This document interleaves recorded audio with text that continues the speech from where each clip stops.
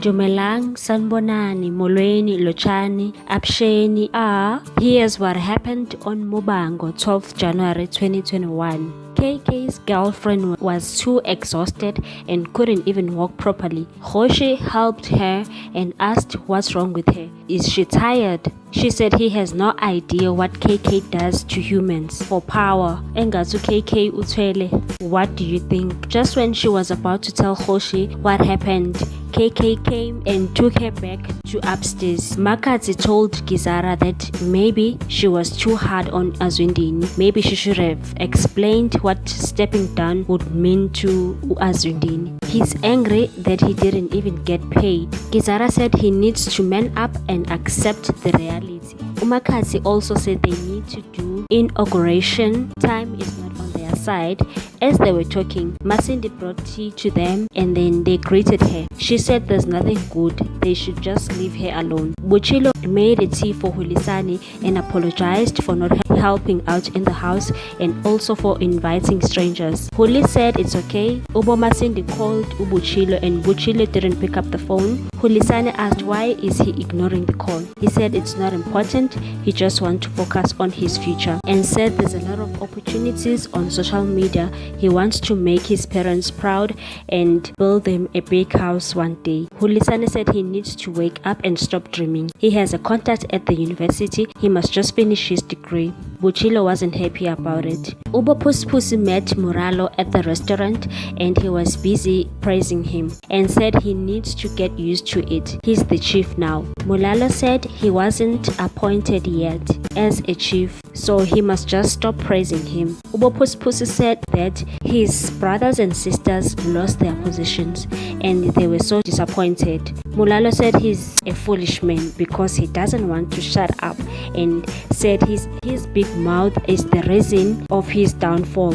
He went and gloated to the executive councils and they took an advantage of that and now he can't make him a Uber vendor anymore. Pussy threatened to kill him if he's not gonna put him in that position and asked him why he's abandoning him. Mulalo responded and said the council said if he makes him a bavenda, he might as well forget about the throne. Bopusupu said he's done so much for him and he will regret it and then left. Marang was so angry because KK bought her flowers and then he decided to ask KK if he wants to cause havoc between her and James. KK said yes and asked if it's working. She said no. KK told her that he's about to make a biggest mistake in her life and he still loves her and she still loves him too. He knows that. And then KK asked him why he warned him about Umazedi, so if he doesn't love him anymore. Marang said she was just helping out. Anyone could have done it. That doesn't mean she has feelings for him. Finally, KK told Marang about Umazedi, so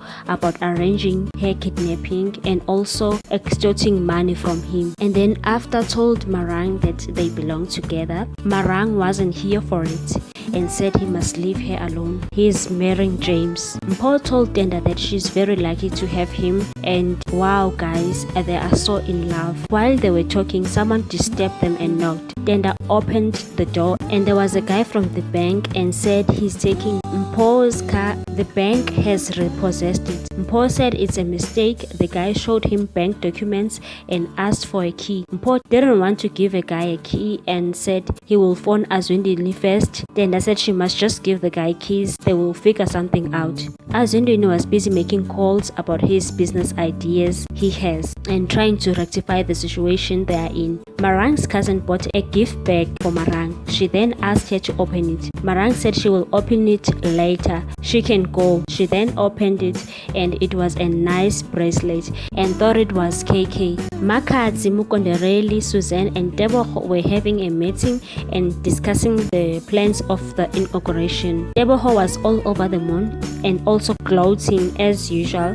Makadzi was pleased that Deboho has done so much in a short period of time. Susie told Makadzi that she mustn't be fooled. They've been waiting for this opportunity for a long time. Marang bumped into KK in a lift and said he must stop stalking and must take his bracelet. She doesn't want it. KK begged her so that they can be together again and tried to kiss her. Marang was fuming and told him to leave her alone. Buchilo showed Rendani that he's big on Instagram and asked Randy for a loan. Randy didn't want it but eventually gave in and said there's terms and conditions. He mustn't get too excited about it.